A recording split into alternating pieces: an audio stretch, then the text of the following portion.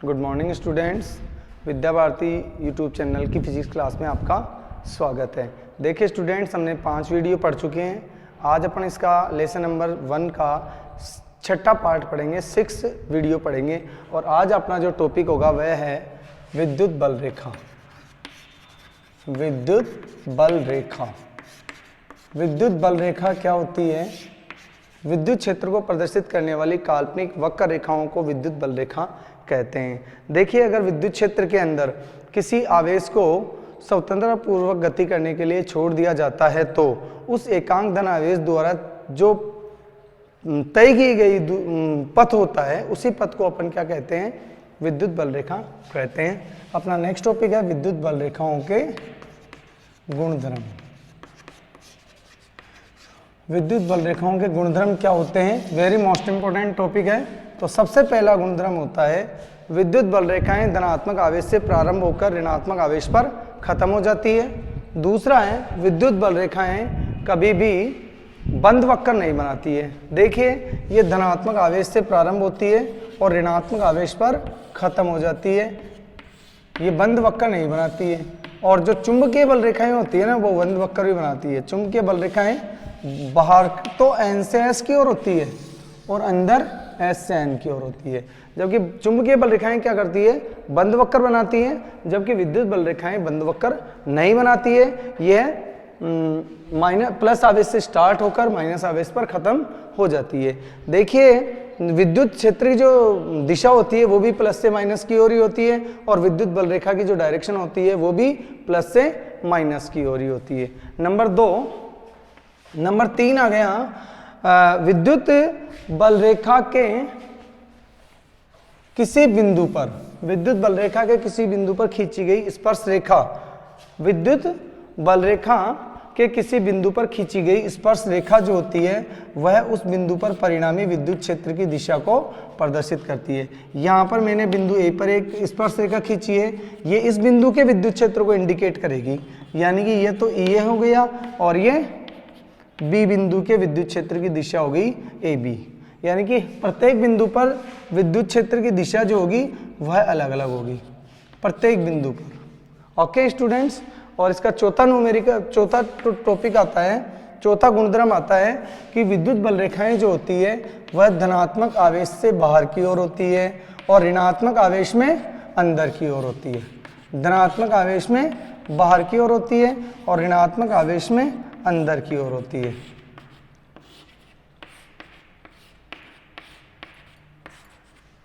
ऋणात्मक आवेश में अंदर की ओर और धनात्मक आवेश में बाहर की ओर होती है। पांचवा पॉइंट गुणधर्म जो आता है, विद्युत बल रेखाएं एक दूसरे को नहीं काटती है, क्योंकि काटन बिंदु पर 2 स्पर्श रेखा प्राप्त होती है और उनकी जो डायरेक्शन होती है उस बिंदु पर विद्युत क्षेत्र की जो दिशा होती है वह 2 प्राप्त होती है। इसलिए कभी भी विद्युत बल रेखाएं एक दूसरे को नहीं काटती है। क्यों नहीं काटती है? क्योंकि काटन बिंदु पर परिणामी विद्युत क्षेत्र की 2 दिशा प्राप्त होती है। एक स्पर्श रेखा इधर है और एक स्पर्श रेखा इधर है। 2 दिशा प्राप्त हो गई विद्युत क्षेत्र की। इसी बिंदु पर विद्युत क्षेत्र की कितनी दिशा प्राप्त हो गई? 2 दिशा प्राप्त हो गई, जो कि संभव नहीं है। अतः विद्युत बल रेखाएं एक दूसरे को नहीं काटती है। नंबर 6, विद्युत बल रेखाएं लंबाई के साथ में सिकुड़ती हैं तो ये आकर्षण को प्रदर्शित करती है। कैसे करती है? मान लीजिए यहाँ पर भी प्लस आवेश है और यहाँ पर माइनस आवेश है। ये देखिए, विद्युत बल रेखाएं क्या कर रही है? लंबाई के साथ में सिकुड़ रही है। यहाँ पे जाके क्या हो रही है? सिकुड़ रही है, इधर से जाके इधर। तो ये किसको बता रहा है? आकर्षण को बता रहा है। अर्थात विपरीत आवेशों में क्या होता है? आकर्षण होता है। अगर विद्युत बल रेखाएं क्या करती है? लंबाई के साथ में फैलती हैं। ऐसे अगर लंबाई के साथ में क्या करती है? विद्युत बल रेखाएं फैल रही होती हैं तो यह प्रतिकर्षण को प्रदर्शित करती है। सातवां जो गुणधर्म आता है वो आता है कि जिस स्थान पर विद्युत बल रेखाओं की संख्या यानी विद्युत बल रेखा उपस्थित नहीं होती है उस बिंदु पर विद्युत क्षेत्र की तीव्रता क्या होती है? 0 होती है। यानी कि वहां विद्युत क्षेत्र उपस्थित नहीं होता है। 8वां आता है, अगर किसी स्थान पर विद्युत बल रेखाओं की सांद्रता अधिक होती है तो उस बिंदु पर विद्युत क्षेत्र प्रबल होता है, और यदि विद्युत बल रेखाओं की सांद्रता किसी बिंदु पर कम है तो उस बिंदु पर विद्युत क्षेत्र जो होता है वो दुर्बल होता है। तो अपन ने पढ़ा है विद्युत बल रेखाओं के गुणधर्म। अब अपना नेक्स्ट टॉपिक पढ़ेंगे। नेक्स्ट जो टॉपिक है वो है अपना, नेक्स्ट टॉपिक जो अपना क्या है, विद्युत द्विध्रुव। विद्युत द्विध्रुव, विद्युत द्विध्रुव क्या होता है? यदि समान परिमाण तथा विपरीत प्रकृति के दो आवेश अत्यंत अल्प दूरी पर स्थित है तो इसे विद्युत द्विध्रुव कहते हैं। समान परिमाण, ये भी और ये दोनों क्यू क्यू है, समान परिमाण है, और विपरीत प्रकृति के दो आवेश अत्यंत अल्प दूरी पर स्थित है तो उसे क्या कहते हैं? विद्युत द्विध्रुव कहते हैं। जैसे NaCl, HCl, NaOH, ये सभी क्या होते हैं? विद्युत द्विध्रुव होते हैं। कैसे होते हैं विद्युत द्विध्रुव? क्योंकि यहाँ पर H+ और ये पर Cl-। देखिए समान परिमाण तथा विपरीत प्रकृति के आवेश क्या होते हैं? अत्यंत अल्प दूरी पर स्थित होते हैं, तो ये क्या कहलाते हैं? विद्युत द्विध्रुव कहलाते हैं। अब अपना जो नेक्स्ट टॉपिक है वह है विद्युत द्विध्रुव आघूर्ण। विद्युत द्विध्रुव आघूर्ण को P से प्रदर्शित करते हैं। विद्युत द्विध्रुव आघूर्ण क्या होता है? देखिए अपन ने अभी भी पहले पढ़ा था विद्युत द्विध्रुव, यानी कि यहाँ पर -q आवेश और यहाँ पर +q आवेश, ये बिंदु A और ये बिंदु B, और ये होती है इनके दोनों आवेशों के बीच की दूरी, जिसको अपन कहते हैं द्विध्रुव दूरी। देखिए विद्युत द्विध्रुव आघूर्ण जो होता है वह दोनों, यानी कि विद्युत द्विध्रुव के दोनों आवेशों में से एक आवेश का परिमाण तथा द्विध्रुव के बीच की दूरी को अपन कहते हैं विद्युत द्विध्रुव आघूर्ण। और इसका मात्रक होता है आवेश का मात्रक इंटू दूरी का मात्रक। आवेश का मात्रक क्या होता है? कूलाम, और दूरी का मात्रक होता है मीटर। कूलाम इंटू मीटर होता है Cm, कूलामीटर। इसकी विमा होती है आवेश की विमा इंटू दूरी की विमा। आवेश की विमा क्या होती है? A1 T1, और दूरी की विमा क्या होती है? L1। तो इसकी विमा क्या होगी? L1 T1 A1। देखिए स्टूडेंट, मैंने आपको पहले वाले वीडियो में बताया था कि आवेश की विमाओं क्या कर लेना, आप एक तरह से याद रख लेना, क्योंकि ये हर जगह पर काम में आती है। अब आता है विद्युत द्विध्रुव जो होता है वो एक सदिश राशि होती है। विद्युत द्विध्रुव एक सदिश राशि होती है, सदिश राशि होती है। विद्युत द्विध्रुव क्या होती है? सदिश राशि होती है जिसकी डायरेक्शन माइनस आवेश से प्लस आवेश की ओर होती है। इसकी डायरेक्शन किधर होती है? विद्युत द्विध्रुव आघूर्ण की जो दिशा होती है, विद्युत द्विध्रुव आघूर्ण एक सदिश राशि होती है जिसकी दिशा माइनस आवेश से प्लस आवेश की ओर होती है।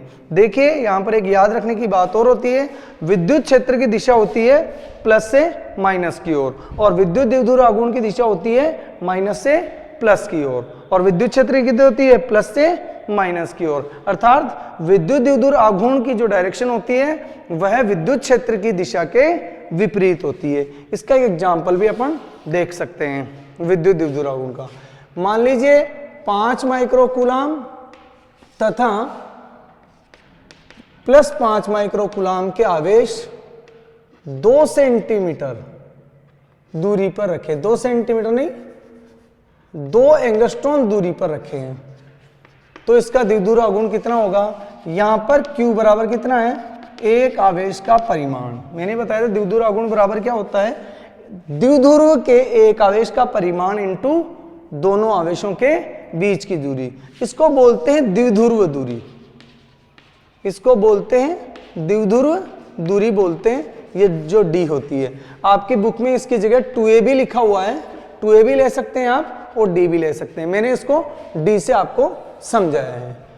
तो यहाँ पर एक आवेश का, दोनों आवेशों में से एक आवेश का परिमाण ले लिए, और यहाँ पर इसको कूलाम माइक्रो कूलाम में है तो इसको कूलाम में कन्वर्ट कर लेते हैं। और दोनों आवेशों के बीच की दूरी कितनी है? द्विध्रुव दूरी 2 एंगस्ट्रॉन। इसको ही मीटर में कन्वर्ट कर लेते हैं। 2 गुणा 10 की पावर माइनस 10 मीटर। तो P बराबर कितना हो जाता है, Q इंटू डी। तो P बराबर Q कितना, 5 गुणा 10 की पावर माइनस 6 और D कितना है, 2 गुणा 10 की पावर माइनस 10 मीटर है।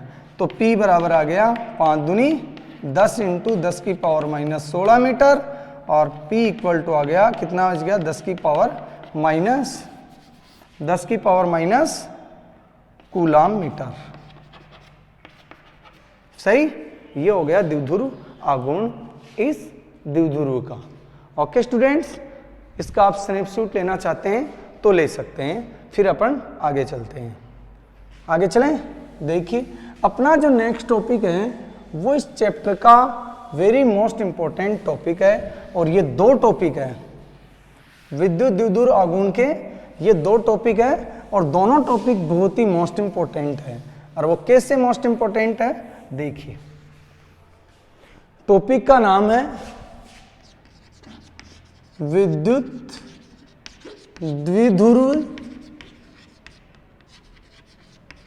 द्विध्रुव के कारण x पर विद्युत क्षेत्र, x पर विद्युत क्षेत्र ज्ञात करेंगे। विद्युत द्विध्रुव के कारण x पर विद्युत क्षेत्र की तीव्रता। माना कि AB कोई विद्युत द्विध्रुव है। लैंग्वेज को ध्यान से सुने, पूरी बुक के अंदर एज इट इज लैंग्वेज होती है क्योंकि अपन बोर्ड पैटर्न के अकॉर्डिंग पढ़ रहे हैं। ओके, माना कि AB क्या है, कोई विद्युत द्विध्रुव है जिसके बिंदु A पर माइनस Q आवेश तथा बिंदु B पर प्लस Q आवेश है और इसकी बीच की दूरी कितनी है, D है। माना कि द्विध्रुव के मध्य बिंदु O से R दूरी पर x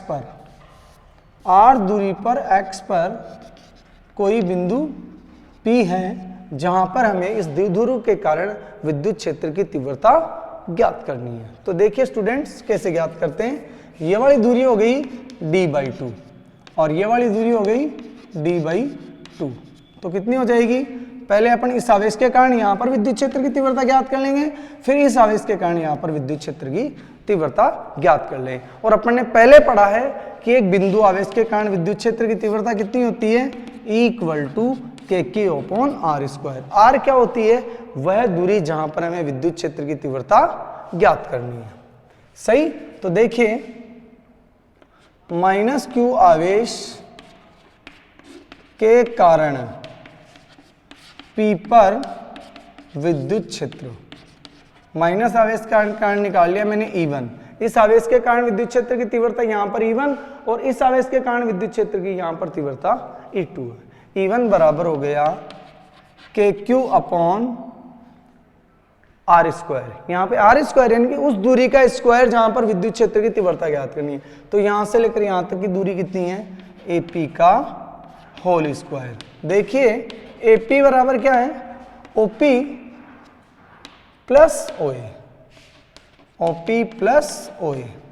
तो यहां पर E1 बराबर आ जाएगा kq/OP प्लस OA का होल स्क्वायर।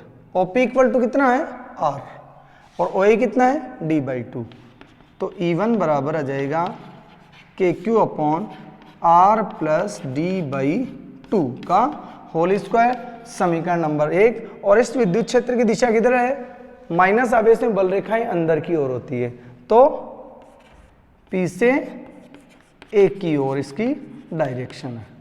सही, अब आ जाते हैं अपन किस आवेश के कारण, प्लस Q आवेश के कारण P पर विद्युत क्षेत्र।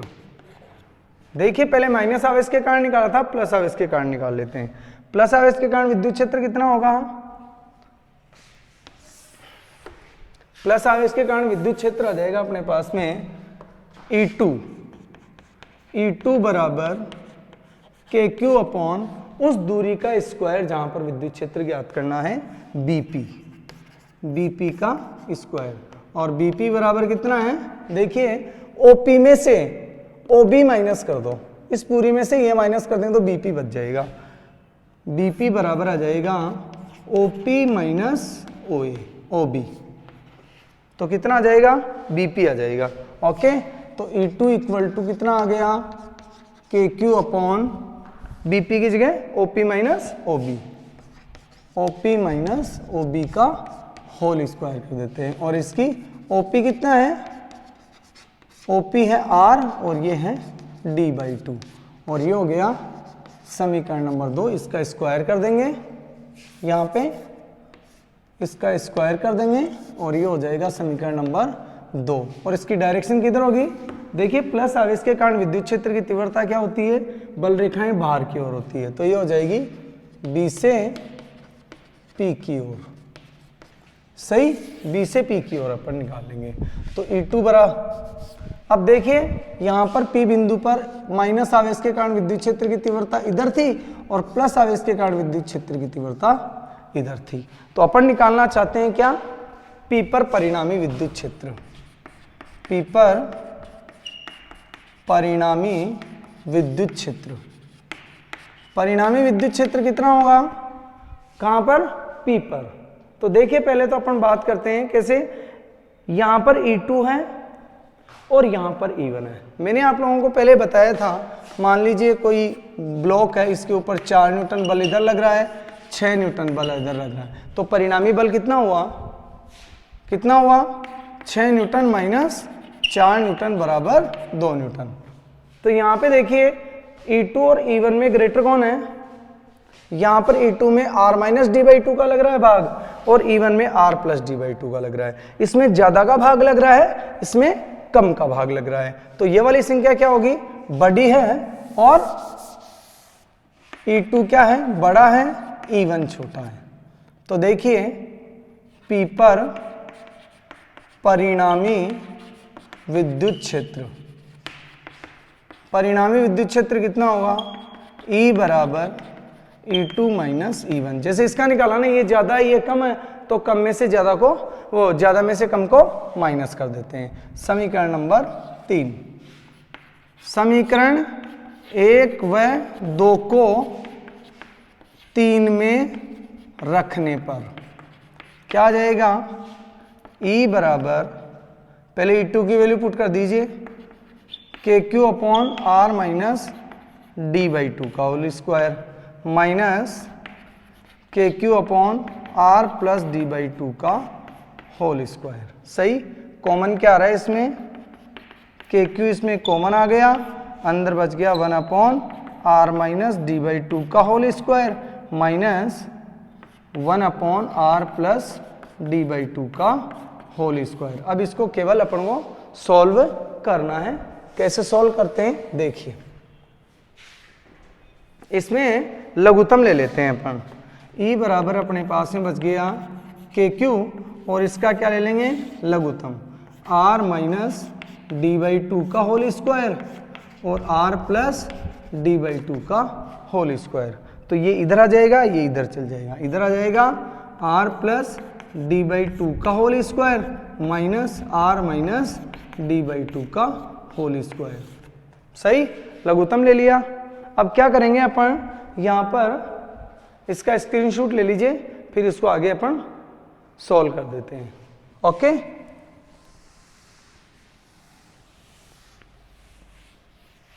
आगे देखिए, इसको सॉल्व कर लेते हैं अपन। E1 की E2 की वैल्यू पुट कर दी अपन ने इसमें। देखिए यहां से E बराबर हो गया, कितना होगा? इसका होल स्क्वायर खोलना है, इसका होल स्क्वायर खोलना है और यहां पर भी होल स्क्वायर करना है। तो 2-3 सूत्र काम में लेंगे। A प्लस बी का whole square, A square plus B square plus 2AB, और एक लेते हैं A माइनस बी का whole square, A square plus B square minus 2AB, और तीसरा होता है A plus B, A minus B क्या होगा? A square minus B square. ये अपन ने 3 सूत्र इसमें काम में लेंगे। तो पहले देखिए क्या करते हैं। E बराबर KQ बाहर है और यहाँ पे आ जाएगा, इसका होल स्क्वायर खोलेंगे तो R स्क्वायर यानी A प्लस बी का होल स्क्वायर, तो A square plus B square, इसका स्क्वायर करेंगे d/2 का स्क्वायर करेंगे तो आ जाएगा d स्क्वायर बाई 4। तो ये हो गया d square by 4 plus 2ab, 2a की जगह r और b की जगह d/2। इसको ब्रैकेट में बंद कर देंगे। फिर किसको सोल्व करेंगे, फिर इसको सोल्व करेंगे, माइनस यहाँ पे आ जाएगा r स्क्वायर प्लस इसका स्क्वायर करेंगे d/2 का, तो d square by 4 minus 2r d/2। नीचे देखिए, नीचे है a minus B, a plus B, तो हो जाएगा a square minus B square. a square की जगह r और b स्क्वायर की जगह d/2 का स्क्वायर करेंगे तो d/4 हो जाएगा। और किसके ऊपर क्या लग रहा है, होल स्क्वायर लग रहा है। अब क्या करेंगे, अब करेंगे अपन ब्रैकेट को सॉल्व करेंगे। तो देखिए ब्रैकेट को सॉल्व करेंगे, e बराबर आ गया KQ r square d square by 4 plus 2 से 2 कट गया rd, सही। और यहाँ पर r square d square by 4, 2 से 2 कट गया rd, और नीचे क्या है r square minus d square by 4 का होल स्क्वायर। अब क्या करेंगे, इसके ब्रैकेट को सॉल्व कर लेते हैं। ब्रैकेट को सॉल्व कैसे करेंगे, देखिए e बराबर अपने पास में आ गया KQ, ये बड़ा ब्रैकेट लगा दिया, यहाँ पर r square d square by 4 plus rd, इसका ब्रैकेट खोलेंगे। और ब्रैकेट से पहले यहाँ पर माइनस का चिन्ह है तो अंदर के सारे चिन्ह क्या हो जाएंगे, चेंज हो जाएंगे। कैसे हो जाएंगे, minus r square minus d square by 4 minus minus plus rd, और नीचे क्या है r square minus d square by 4 का होल स्क्वायर। इससे ये कैंसिल, इससे ये कैंसिल, rd और rd कितना हो जाएगा, 2rd हो जाएगा। तो e बराबर आ गया KQ 2rd upon r square d square by 4 का होल स्क्वायर। यहाँ पे अपन ने ये निकाल दिया। यहाँ पे देखिए d स्क्वायर बाई 4 बहुत छोटा है r स्क्वायर से, अतः d स्क्वायर बाई 4 को क्या मान लो, नगण्य मान लेते हैं।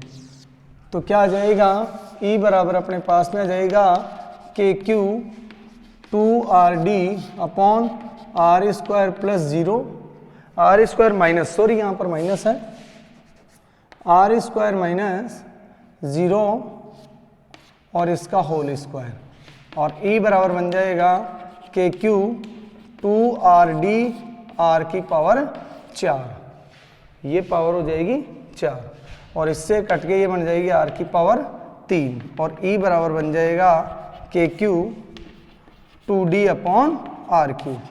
और इसको मैं ऐसे लिख सकता हूँ, 2 को पहले ले लो, KQ into d upon r3, और Q इंटू डी कितना होता है, Q into d equal to होता है P।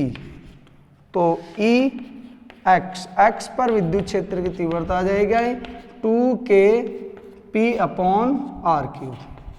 ये x पर विद्युत क्षेत्र की तीव्रता होती है, निरक्ष के वो क्या विद्युत द्विध्रुव के कारण x पर विद्युत क्षेत्र की तीव्रता क्या होती है, Ex बराबर 2kP अपॉन r3, और P का मान होता है Q इंटू डी।